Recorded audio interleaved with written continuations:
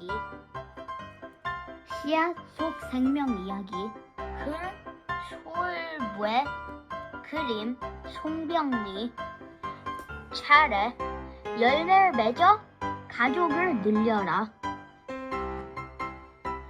씨앗을 만들지 않는 식물의 결혼. 열매와 씨앗 들여다보기. 열매를 맺어 가족을 늘려라. 식물이 열매를 맺으려 애쓰는 까닭. 식물은 대부분 자란 속도가 정말 빠른단다. 사람과 달리 금세 커서 어른이 되고 어른이 되자마자 곧바로 꽃을 피워 열매를 맺지. 동물도 성장 속도가 빠르긴 마찬가지야. 대부분의 동물은 사람보다 수명이 짧기 때문에 성장 속도가 빨라야 새끼를 낳아서 키운 뒤 생을 마감할 수 있거든. 사실 사람은 살아있는 것 가운데 어린 아기로 지내는 기간이 가장 긴 생물 가운데 하나야. 사람은 동물이나 식물과는 달리 머릿속에 아주 많은 것을 담을 수 있고 새로운 것을 끊김없이 생각해내며 살아가지.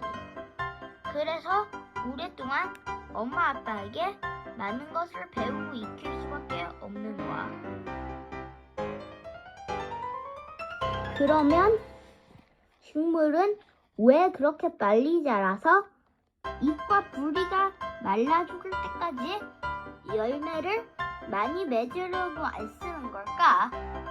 그것은 자기 가족을 하나라도 더 많이 만들어내기 위해서야.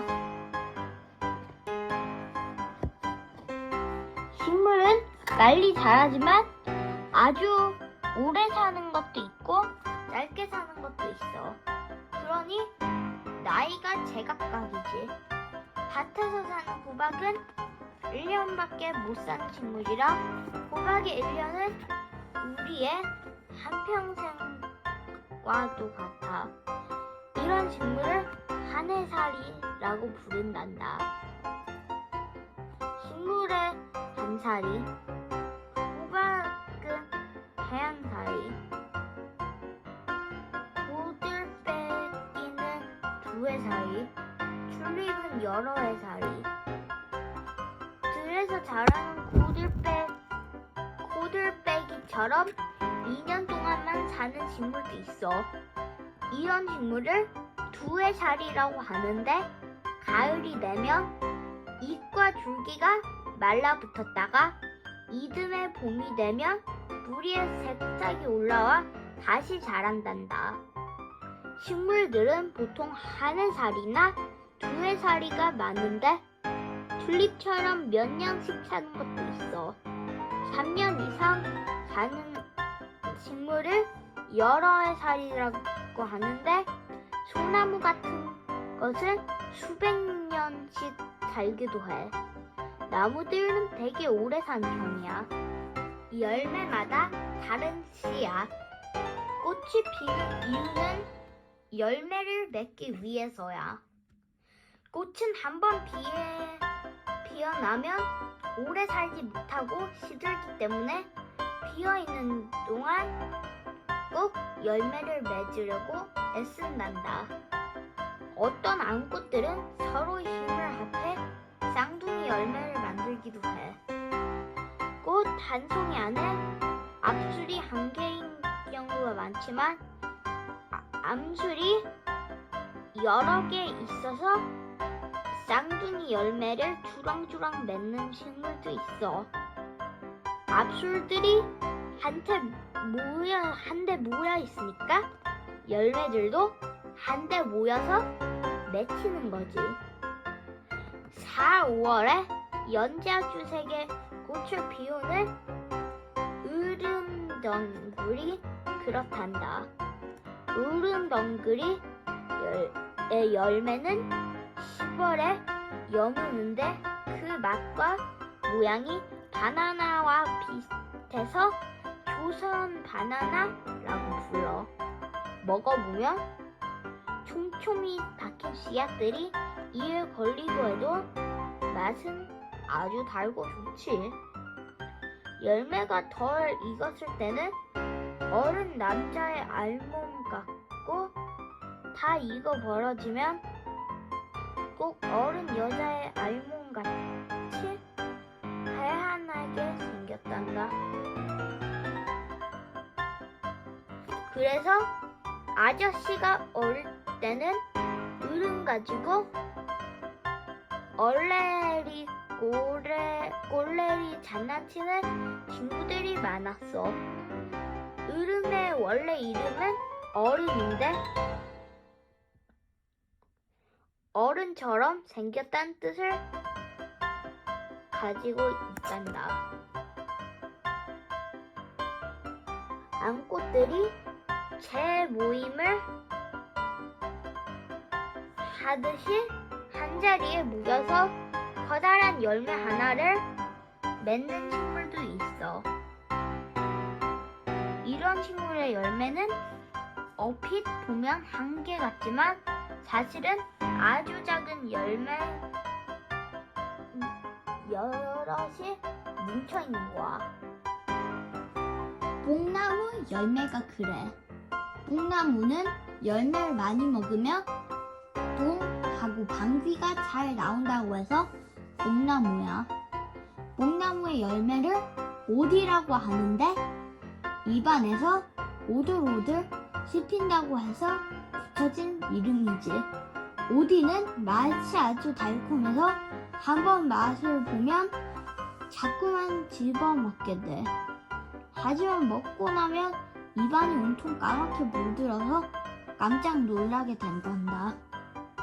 이렇게 열매를 맺기 위해 암소리나 암꽃이 힘을 합하는 식물과는 달리 혼자서 씩씩하게 열매 맺는 식물들도 많아. 길쭉한 콩고투리에 콩알이 들어있는 콩과 식물이랑 복숭아, 감이 다 그런 식물들이야. 그런데 콩고투리 속에는 짱둥이처럼 똑같은 콩알들이 여러 개 들어있어. 엄마, 아빠 식물이 가족을 빨리 늘리려고 콩알 씨앗들을 한꺼번에 만들어내기 때문이야. 하지만 씨앗이 하나밖에 없는 식물도 많아. 씨앗을 맺으려면 힘이 많이 들기 때문에 하나만으로도 잘 맺고 싶어 하는 거지. 4, 5월에 꽃이 피고 7, 8월에 열매를 맺는 복숭아 나무가 그래. 복숭아 꽃과 복숭아.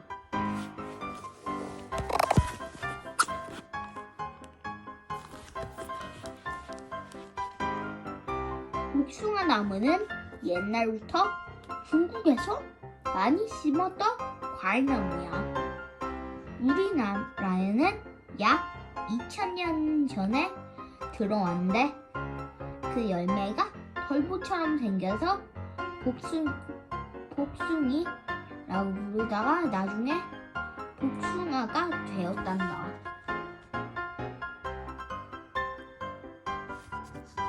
복숭아 나무는 장미과 나무지만 꽃 모양은 장미보다 벚꽃을 닮았어.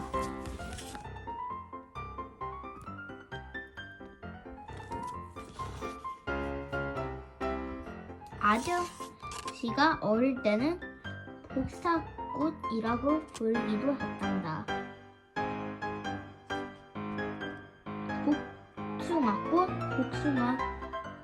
복숭아꽃하고 빨리 말하면 저절로 복사꽃처럼 들리거든. 복숭아꽃, 복숭아꽃. 옛날 옛사람들도 우리처럼 이름을 줄여 부르기를 좋아했었나 봐. 추석 무렵에 달콤한 맛을 즐길 수 있는 감 속에는 씨앗이 4-5개씩 들어있어. 10월에는 열매를 맺는 감나무는 우리나라, 중국, 일본에서만 자라는 키다리 나무야. 나무 그늘도 시원하고 열매도 맛있어서 옛날부터 마당에 많이 심어놨지. 답이란 이름 한자로 달라는 뜻을 가진 감에서 나온 말이야.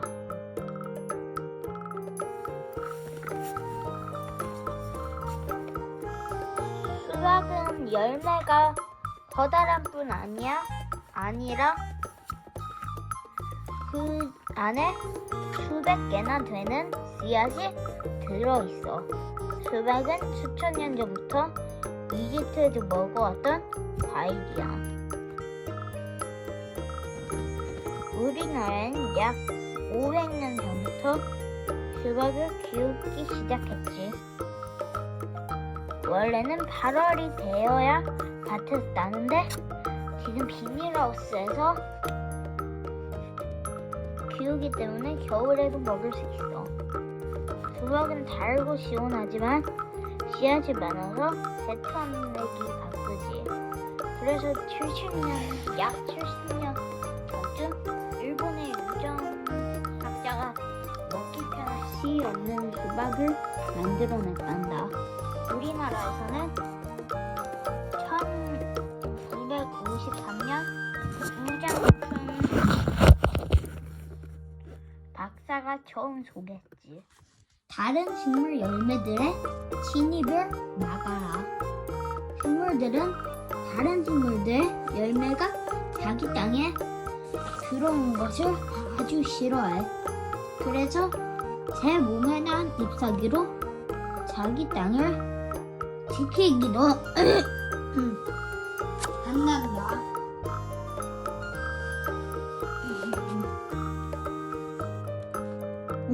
가을에 잎이 빨갛게 물든 나무들이 바로 그런 식물이야. 산속 계곡가에 물이 지어 자란 상품 나무는 싸움을 아주 잘해. 잎이 붉게 물이 든다는 뜻을 가진 이름처럼 아름답게 물들지만 단풍잎 속에는 무서운 비밀이 숨어 있단다. 그 속에는 다른 식물들의 씨앗들을 죽이는 독이 들어있거든. 대부분 나뭇잎은 땅에 떨어지면 다른 식물들의 맛은 밥이 되지만 단풍잎은 그렇지가 않아. 자기 가족인 단풍나무 열매들에게만 영향을 주고 다른 식물의 씨앗들에게는 독을 내뿜어내지. 아저씨도 자네 갔다가 다른 식물의 씨앗들이 단풍나무 아래에 떨어져 말라 죽는 것을 많이 보았단다.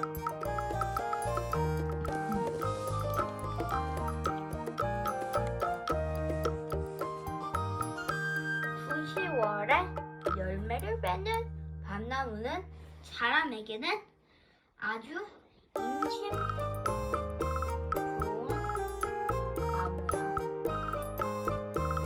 푸짐하게 열리는 밤은 맛이 아주 좋고 영양도 풍부해서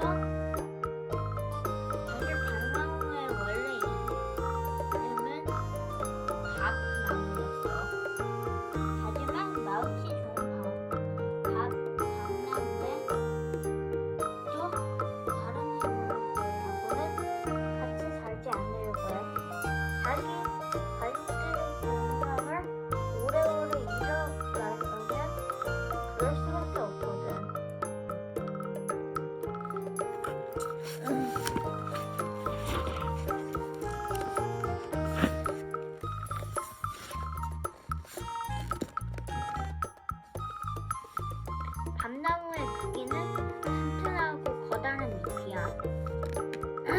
벚나무 잎은 가을이 되면 땅 위에 떨어지지만 바람이 불 때마다 이리저리 굴러다니면서 자기 입장으로 뭔가 들어온 다른 식물의 열매 껍질을 이리 툭 저리 툭 쳐낸단다. 그러다 보면 열매 껍질에 금이 가고 열매 껍질이라는 겉옷을 잃어버린 다른 식물의 열매들을 추운 겨울을 견디지 못해 결국 세 번의 싹을 틔우지 못하게 하지.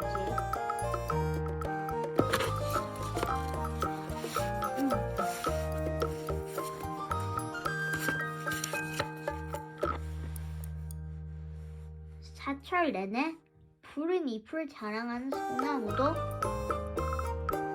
사실은 낙엽으로 자기 땅을 지키는 낙이란다. 소나무 잎을 솔잎이라고 하는데 바늘처럼 뾰족하게 생겼어. 소나무에 새 잎이 돋으면 지난해에 있던 솔잎은 낙엽처럼 누렇게 되어 떨어지지만 새 솔잎이 매달려 있기 때문에 늘 푸르게 보이지.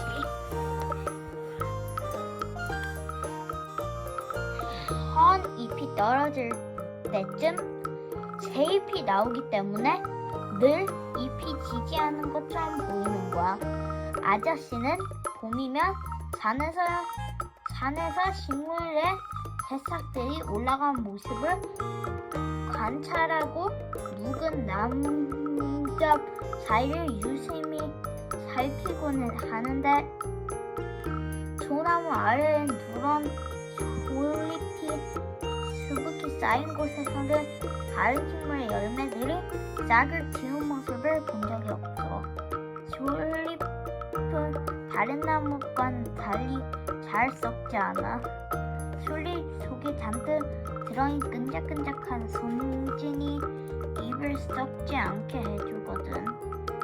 그러니 멀리서 다른 식물의 열매가 날아온다 하더라도 그 위에 솔잎이 떨어져 쌓이면 햇빛을 받지 못해 죽게 되지.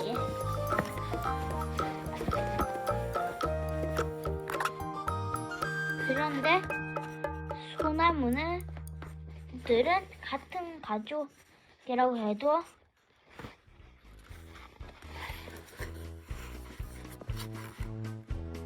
좁은 땅에서 북적거리며 함께 살게 되면 서로 자리 다툼을 한단다. 땅속 아래로는 뿌리를 더 많이 뻗으려고 다투고 옆으로는 가지를 더 많이 뻗으려 다투고 위로는 키를 더 높이 키우려고 끈기 없이 다투지.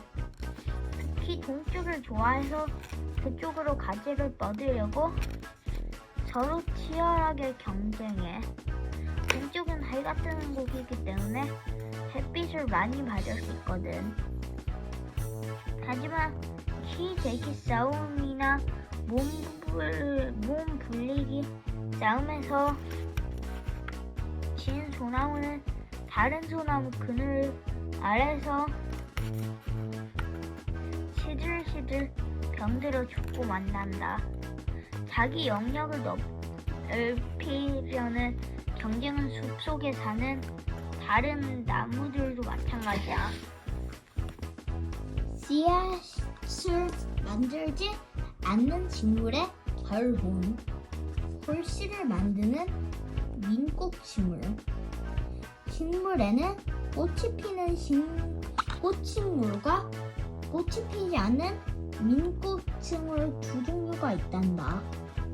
민꽃식물이란 꽃이 피지 않고 홀씨를 이용해 번식하는 식물인데 이끼, 고사리, 미역, 김 등이 바로 민꽃식물이야. 모든 식물이 꽃을 피울 것 같지만 식물 10가지 가운데 3가지 정도는 꽃을 피우지 않아. 몸 구조가 단순한 초기 민꽃 식물이 처음 나타난 것은 약 4억 4만 년 전이었어.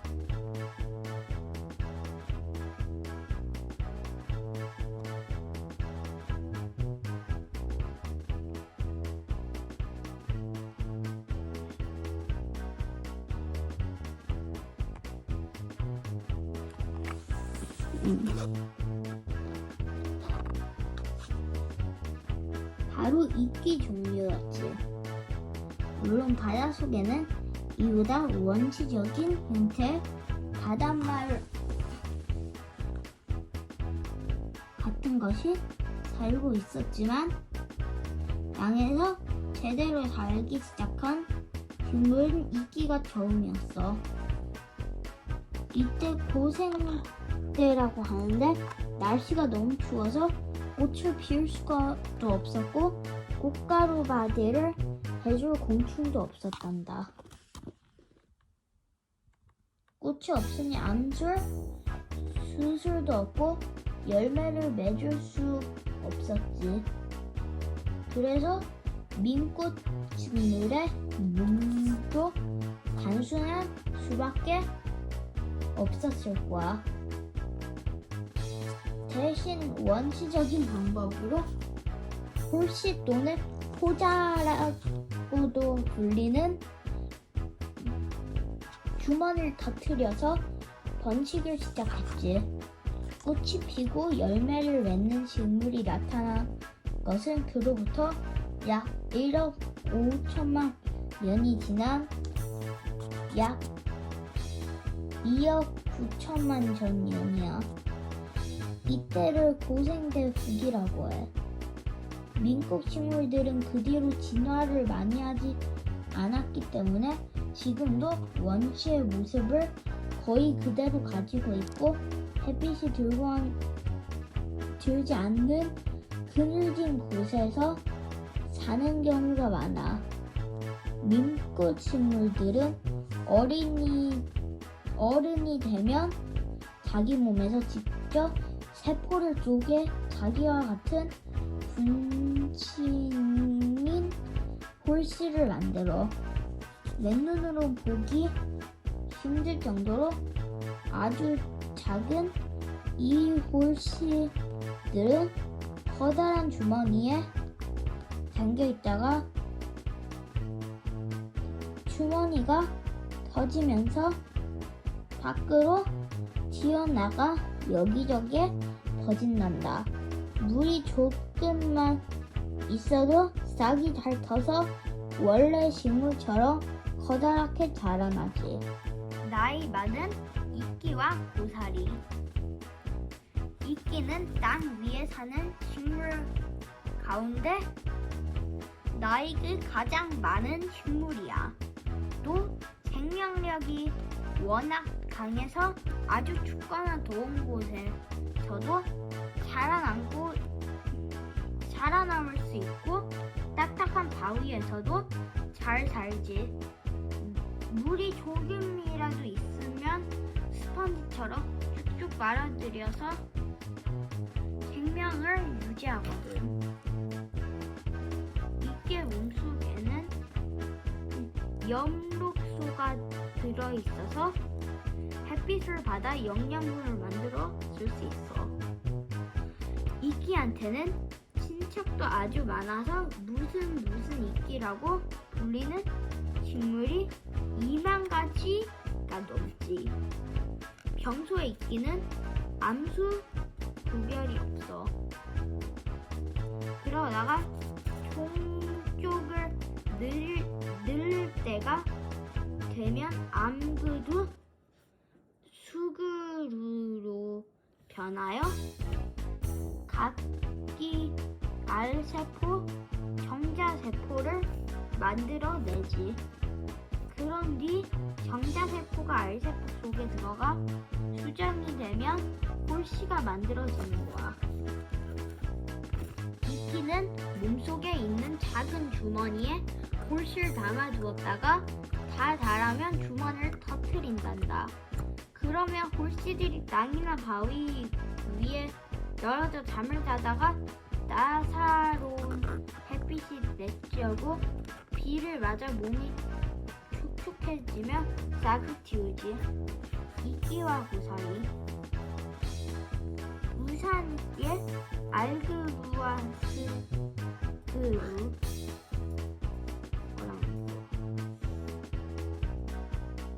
고사리. 이끼와 고사리는 아주 오래전부터 지구에서 살아온 식물이다.